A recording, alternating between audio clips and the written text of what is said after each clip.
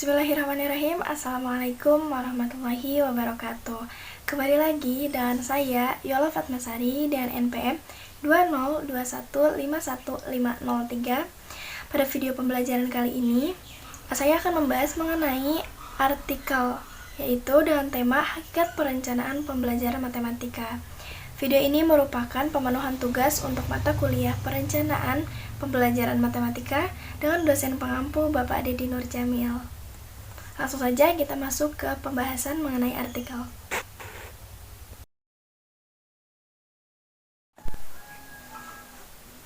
Oke, kita akan membahas mengenai hakikat, di mana hakikat yang disebut juga sebagai kebenaran adalah makna terdalam dari praktik dan petunjuk yang ada pada syariat dan tarikat. Nah, dapat disimpulkan bahwa hakikat adalah kalimat atau ungkapan yang digunakan untuk menunjukkan makna yang sebenarnya atau makna yang paling dasar dari sesuatu seperti benda, kondisi, atau pemikiran. Nah, akan tetapi ada beberapa yang menjadi ungkapan yang sudah sering digunakan dalam kondisi tertentu sehingga menjadi semacam konvensi. Hakikat seperti juga bisa disebut sebagai hakikat atau secara adat atau kebiasaan.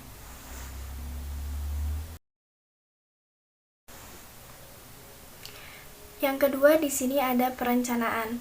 Nah, perencanaan adalah suatu proses dalam berpikir secara logis dan pengambilan keputusan yang rasional sebelum melakukan berbagai tindakan yang hendak dilakukan. Nah, mengenai perencanaan ini ada beberapa pengertian menurut para ahli, yaitu yang pertama menurut Early Suwandi. Nah, Early Suwandi ini berpendapat bahwa perencanaan adalah sebuah proses dalam menentukan tujuan organisasi dan juga menyajikan secara lebih jelas dengan berbagai strategi, taktik, dan operasi yang dibutuhkan untuk mencapai tujuan utama organisasi secara keseluruhan. Sedangkan yang kedua, ini ada menurut Alder. Nah, Alder ini menerangkan bahwa perencanaan ini merupakan suatu proses dalam menentukan apa yang sebenarnya sangat ingin dicapai di masa depan dan juga menetapkan berbagai langkah yang diperlukan guna mencapai tujuan tersebut. Sedangkan yang ketiga ada menurut Steiner. Nah, di sini Steiner berpendapat bahwa perencanaan itu merupakan proses dalam memulai berbagai tujuan, dimulai dengan batasan strategi, kebijakan, dan juga rencana yang sangat detail dalam mencapainya. Nah, pencapaian organisasi untuk menerapkan keputusan dan juga termasuk tinjauan kinerja dan juga umpan balik dalam hal pengenalan siklus rencana baru. Nah, sedangkan untuk yang keempat yaitu menurut Douglas. Nah, di sini Douglas ini mengatakan bahwa perencanaan adalah suatu proses yang terus-menerus dalam hal pengkajian, membuat tujuan dan saran, serta mengimplementasikan dan mengevaluasi maupun memantaunya. Nah, berdasarkan beberapa pendapat di atas ini dapat disimpulkan bahwa perencanaan adalah suatu upaya dalam menentukan berbagai hal yang hendak dicapai atau tujuan di masa depan dan juga untuk menentukan beragam tahapan yang memang dibutuhkan demi mencapai tujuan tersebut.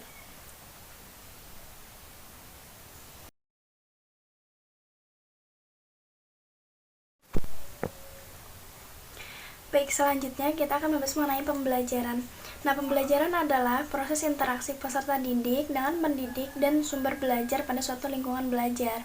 Adapun pengertian menurut para ahli mengenai pembelajaran yaitu yang pertama, menurut Corey. Nah, menurut Corey, pembelajaran merupakan suatu proses di mana lingkungan seseorang secara disengaja dikelola untuk memungkinkan ia turut serta dalam tingkat laku tertentu dalam kondisi-kondisi khusus atau menghasilkan respons terhadap situasi tertentu. Nah, pembelajaran itu merupakan subset khusus dari pendidikan. Sedangkan yang kedua, menurut Sujana, pembelajaran dapat diartikan sebagai setiap upaya yang sistematik dan sengaja untuk menciptakan agar terjadi kegiatan interaksi edukatif antara dua pihak, yaitu antara peserta didik, di mana warga belajar, dan pendidik disebut juga sebagai sumber belajar yang melakukan kegiatan membelajarkan. Sedangkan menurut ahli yang ketiga yaitu menurut Syaiful Sagala. Nah, pembelajaran merupakan membelajarkan siswa menggunakan asas pendidikan maupun teori belajar yang merupakan penentu utama keberhasilan pendidikan. Nah, maka dari itu dapat disimpulkan bahwa pembelajaran adalah proses interaksi peserta didik dengan pendidik dan sumber belajar pada suatu lingkungan belajar. Itu mengenai pembelajaran.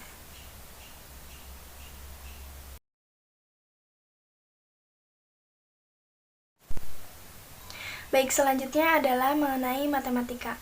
Nah, matematika merupakan suatu ilmu yang berhubungan atau menelaah bentuk-bentuk atau struktur-struktur yang abstrak dan hubungan-hubungan di antara hal-hal tersebut.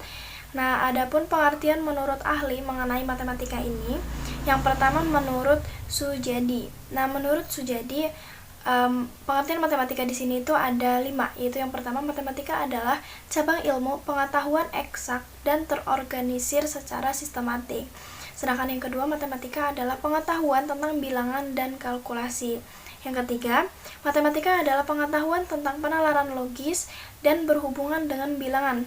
Sedangkan yang keempat, matematika adalah pengetahuan tentang fakta kuantitatif dan masalah tentang ruang dan juga bentuk. Yang kelima, matematika adalah pengetahuan tentang aturan-aturan yang ketat. Itu menurut R. Sujadi. Sedangkan yang kedua, menurut Marsigit, matematika adalah himpunan dari nilai-nilai kebenaran dalam bentuk suatu pernyataan yang dilengkapi dengan bukti. Sedangkan yang ketiga, menurut Herman Suherman dan kawan-kawan, ini mengartikan bahwa matematika adalah ilmu yang abstrak dan dedukatif. Sedangkan untuk para ahli yang keempat, yaitu menurut Mustafa menyebutkan bahwa matematika adalah ilmu tentang kuantitas, bentuk, susunan, dan ukuran. Yang utama adalah metode dan proses untuk menemukan konsep yang tepat dan lambang yang konsisten, sifat dan hubungan antara jumlah dan ukuran, baik secara abstrak. Nah, matematika murni atau dalam keterkaitan manfaat pada matematika terapan. Nah, berdasarkan pengertian para ahli, dapat disimpulkan bahwa matematika adalah suatu ilmu yang menelaah struktur-struktur yang abstrak dengan penalaran yang logis dalam pernyataan yang dilengkapi bukti dan melalui kegiatan penelusuran yang memerlukan imajinasi, intuisi, dan penemuan sebagai kegiatan pemecahan masalah dan alat komunikasi, serta pengetahuan tentang bilangan dan kalkulasi serta hubungan dengan hal-hal tersebut.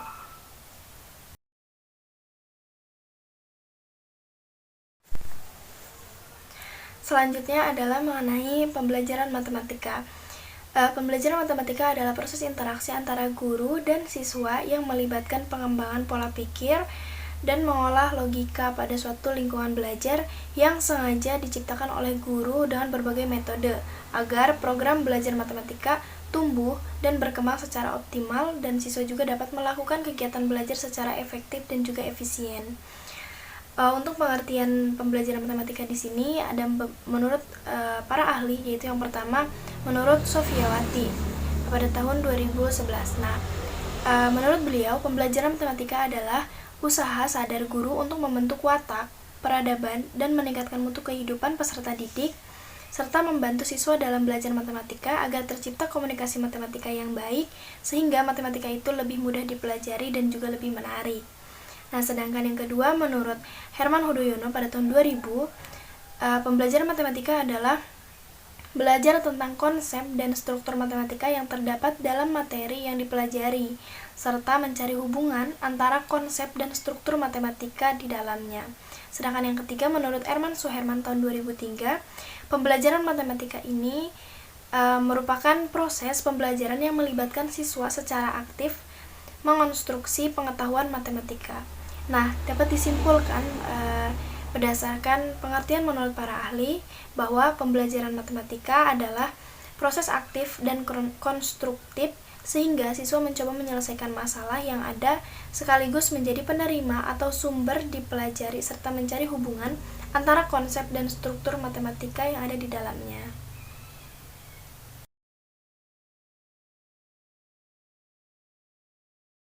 Selanjutnya yaitu mengenai perencanaan pembelajaran matematika. Perencanaan pembelajaran matematika ini adalah rencana kegiatan operasional yang dirancang oleh pendidik atau guru yang berisikan skenario, tahap demi tahap tentang kegiatan matematika yang akan dilakukan di kelas bersama siswa dalam satu kali tatap muka atau pertemuan. Nah, di dalam rencana pembelajaran tersebut, standar kompetensi dan standar kompetensi dasar ini harus dijabarkan ke dalam indikator, materi pokok, kegiatan pembelajaran, sumber, dan juga penilaian pembelajaran. Nah, penjabaran standar kompetensi dan kompetensi dasar ini tentu saja harus tetap mengacu pada hakikat pembelajaran matematika, yang menekankan penguasaan konsep dan algoritma di samping kemampuan memecahkan masalah, dan mengacu juga kepada prinsip-prinsip mempelajari matematika. Nah, perencanaan pembelajaran matematika ini meliputi kegiatan perumusan tujuan yang ingin dicapai dalam suatu kegiatan pembelajaran, metode yang digunakan untuk menilai pencapaian tujuan tersebut, lalu ada bahan materi yang akan disajikan, lalu juga ada cara menyajikannya, persiapan alat atau media yang digunakan untuk pembelajaran matematika. Nah, perencanaan pembelajaran matematika ini dapat disimpulkan bahwa tahapan awal dalam kegiatan suatu pembelajaran matematika terkait tentang pencapaian tujuan pembelajaran matematika yang harus direncanakan dan diaktualisasikan secara nyata dan diarahkan pada pencapaian tujuan atau penguasaan sejumlah kompetensi dan indikatornya sebagai gambaran dari hasil suatu belajar.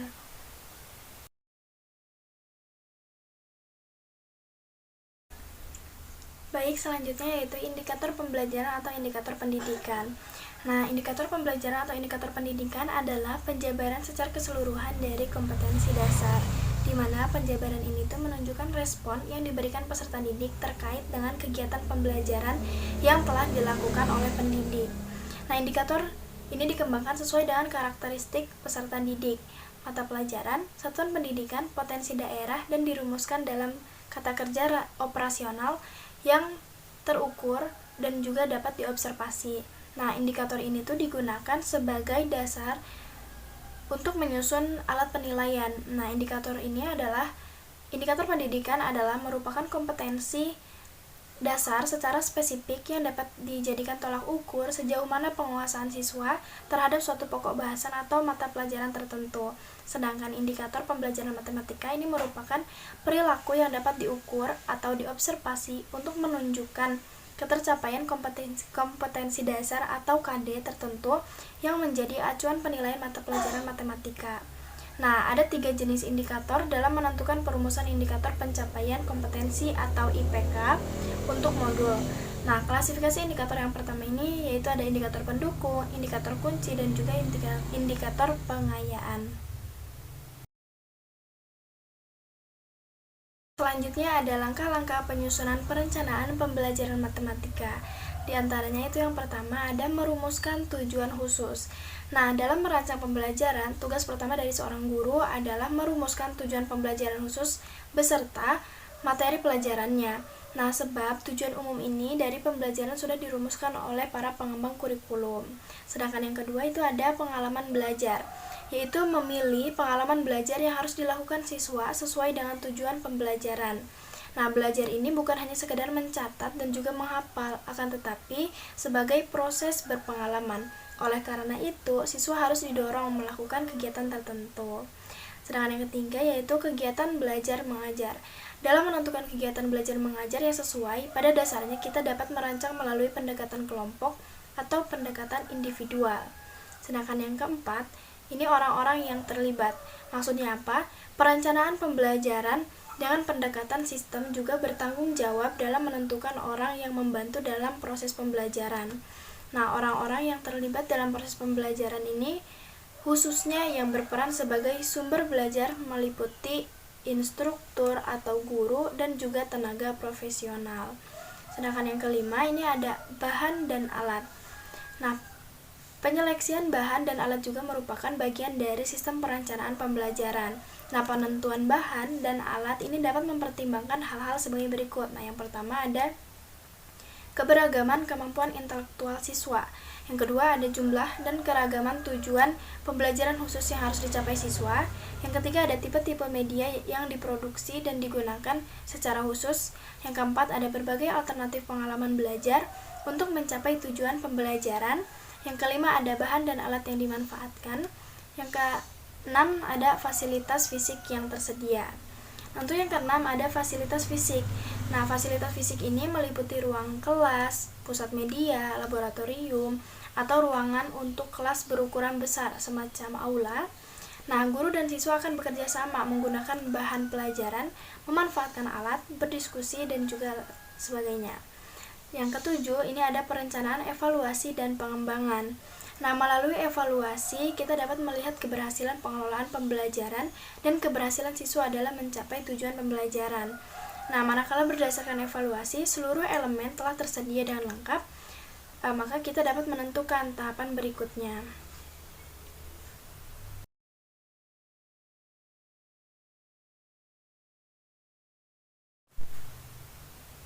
Selanjutnya adalah prinsip-prinsip mempelajari matematika. Nah, penjabaran standar kompetensi dan kompetensi dasar ini tentu saja harus tetap mengacu pada hakikat pembelajaran matematika yang menekankan penguasaan konsep dan algoritma di samping kemampuan memecahkan masalah, dan juga mengacu kepada prinsip-prinsip mempelajari matematika, yaitu di sini ada 4. Yang pertama, materi matematika disusun secara urutan tertentu atau topik matematika ini didasarkan pada subtopik tertentu. Yang kedua, seorang siswa dapat memahami suatu topik matematika jika ia telah memahami subtopik pendukung dan prasyaratnya. Yang ketiga, perbedaan kemampuan antar siswa dalam mempelajari atau memahami suatu masalah ditentukan oleh perbedaan penguasaan subtopik prasyaratnya. Dan yang keempat, penguasaan topik baru oleh seorang siswa tergantung pada topik sebelumnya. Nah, prinsip-prinsip ini tuh telah sejalan dengan teori belajar Gajne yang mengemukakan tentang hierarki keterampilan intelektual yang merupakan kemampuan untuk menguasai suatu konsep.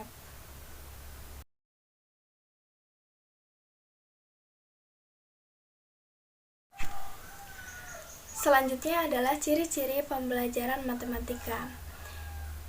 Berdasarkan tadi prinsip yang telah disebutkan, di sini terdapat ciri-ciri dari pembelajaran matematika, yaitu yang pertama adalah ilmiah. Keseluruhan materi baik fakta, konsep, prinsip, dan operasi ini merupakan kegiatan yang menjadi muatan dalam rencana pembelajaran yang harus terjamin kebenarannya dan dapat dipertanggungjawabkan secara keilmuan. Kesalahan materi di dalam penyusunan rencana pembelajaran walaupun hanya sedikit tidak akan dapat ditoleransi. Lalu yang kedua ada relevan. Nah, cakupan, kedalaman, tingkat kesukaran, dan urutan penyajian materi dalam rencana pembelajaran sesuai dengan tingkat perkembangan fisik, intelektual, sosial, emosional, dan spiritual dari peserta didik. Nah, tingkat keleluasaan dan kedalaman materi ini disesuaikan dengan karakteristik dari peserta didik. Yang ketiga ini ada sistematis. Komponen-komponen rencana pembelajaran saling berhubungan secara fungsional dalam mencapai kompetensi. Nah, kompetensi dasar disusun berdasarkan kepada standar kompetensi, dan indikator ini disusun berdasarkan kompetensi dasar. Materi, kegiatan, sumber belajar, dan alat penilaian ini disusun berdasarkan indikator pembelajaran. Penataan materi juga ini disesuaikan dengan karakteristik mata pelajaran matematika yang hierarkis, kronologis, dan juga spiral. Yang keempat ada konsisten, di mana adanya hubungan yang konsisten antara kompetensi dasar, indikator, materi pokok, sumber belajar, dan juga sistem penilaian. Yang kelima ada memadai. Cakupan indikator, materi pokok, sumber belajar, dan sistem penilaian cukup untuk menunjang pencapaian dari kompetensi dasar. Yang keenam ada aktual dan juga kontekstual. Cakupan indikator, materi pokok, sumber belajar, dan sistem penilaian memperhatikan perkembangan ilmu, teknologi, dan seni mutakhir dalam kehidupan nyata dan peristiwa yang terjadi. Yang ketujuh ada fleksibel, di mana keseluruhan komponen rencana pembelajaran dapat mengakomodasi keragaman peserta didik, pendidik, dan dinamika perubahan yang terjadi di sekolah serta tuntutan masyarakat. Dan yang kedelapan yaitu menyeluruh. Komponen rencana pembelajaran mencakup keseluruhan ranah kompetensi, yaitu baik kognitif, afektif, dan juga psikomotorik.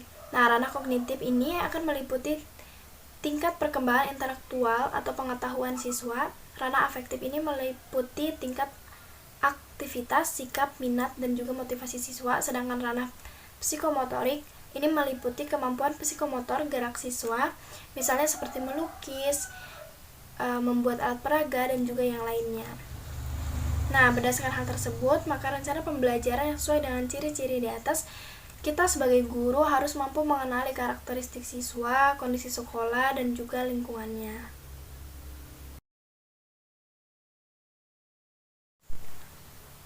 Selanjutnya ada fase-fase pembelajaran.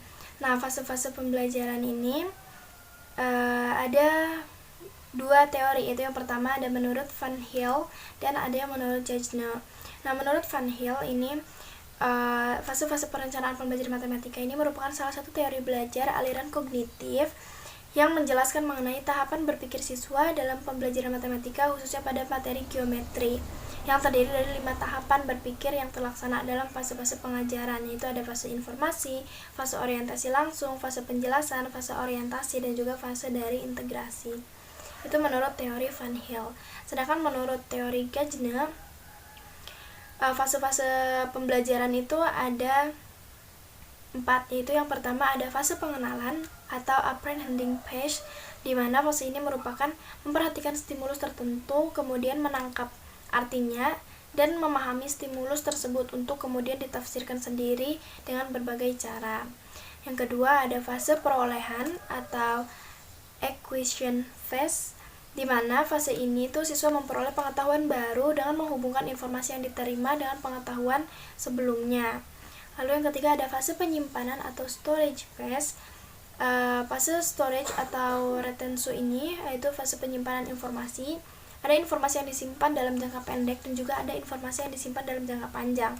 Nah, melalui pengulangan informasi dalam memori jangka pendek dan dapat dipindahkan ke dalam memori jangka panjang. Sedangkan yang keempat yaitu ada fase pemanggilan atau retrieval phase, di mana fase ini adalah fase mengingat kembali atau memanggil kembali informasi yang ada di dalam memori. Nah, terkadang informasi itu hilang dan memori juga dapat hilang dalam jangka panjang. Nah, untuk lebih daya ingat, kita perlu informasi yang baru dan yang lama disusun secara terorganisasi, diatur dengan baik, dan pengelompokan menjadi kategori konsep sehingga lebih mudah dipanggil.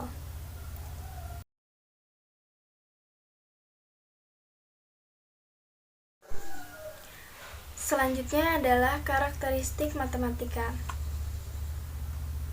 Nah, karakteristik matematika di sini ada 6, yaitu yang pertama memiliki objek kajian abstrak, lalu ada bertumpu pada kesepakatan, yang ketiga ada berpola pikir deduktif, yang keempat ada memiliki simbol yang kosong dari arti, yang kelima ada memperhatikan semesta pembicaraan, dan yang keenam ada konsisten dalam sistemnya.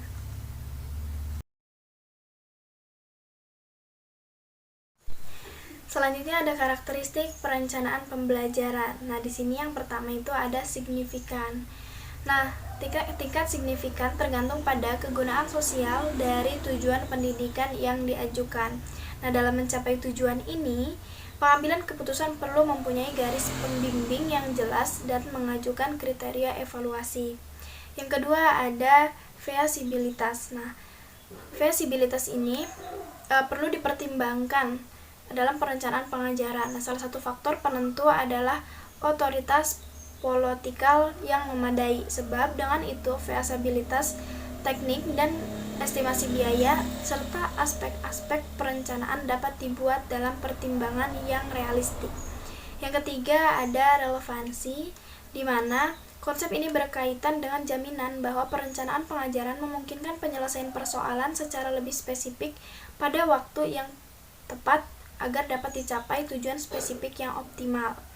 Yang keempat ada kepastian atau definitiveness. Nah, diakui bahwa tidak semua hal yang sifatnya kebetulan ini dapat dimasukkan dalam perencanaan pengajaran. Namun, perlu diupayakan agar sebanyak-banyak mungkin hal tersebut bisa dimasukkan dalam pertimbangan. Yang kelima ada ketelitian, di mana prinsip utama yang perlu diperhatikan ialah agar perencanaan pembelajaran disusun dalam bentuk yang sederhana, serta perlu diperhatikan secara sensitif kaitan-kaitan yang pasti terjadi antara berbagai komponen. Yang keenam ada adaptabilitas, yaitu perencanaan pembelajaran bersifat dinamik sehingga perlu senantiasa mencari informasi sebagai umpan balik atau balikan. Nah, dalam perencanaan pembelajaran ini, apabila sudah lengkap, penyimpangan-penyimpangan sudah semakin berkurang dan aktivitas-aktivitas spesifik juga dapat ditentukan. Penggunaan berbagai proses memungkinkan perencanaan pembelajaran yang fleksibel atau adaptable dapat dirancang untuk menghindari hal-hal yang tidak diharapkan. Yang ketujuh ada waktu. Faktor yang berkaitan dengan waktu ini cukup banyak. Selain keterlibatan perencanaan dalam memprediksi masa depan, juga validasi dan reliabilitas analisis yang dipakai, serta kapan untuk menilai kebutuhan kependidikan masa kini dan dalam kaitannya juga untuk masa mendatang. Dan yang terakhir itu ada monitoring, termasuk di dalamnya adalah mengembangkan kriteria untuk menjamin bahwa berbagai komponen ini bekerja secara efektif.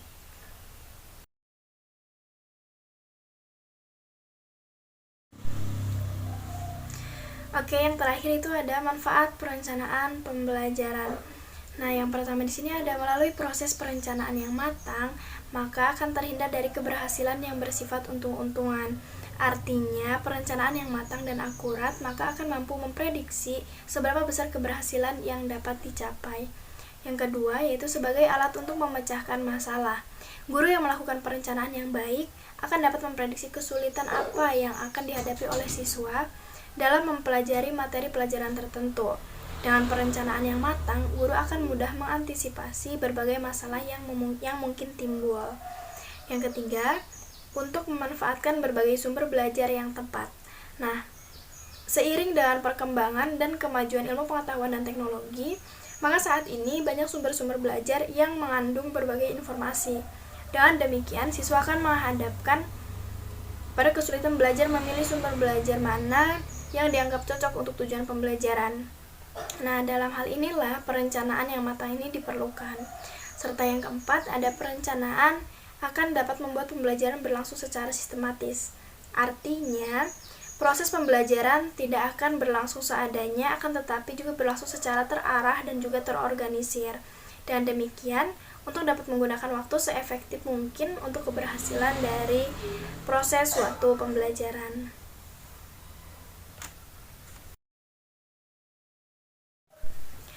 Nah, mungkin itu pembahasan mengenai artikel dengan tema hakikat perencanaan pembelajaran matematika yang saya buat. Saya mohon maaf apabila masih banyak kekurangan, dan juga apabila ada masukan saran bisa disampaikan. Ditutup, terima kasih. Wassalamualaikum warahmatullahi wabarakatuh.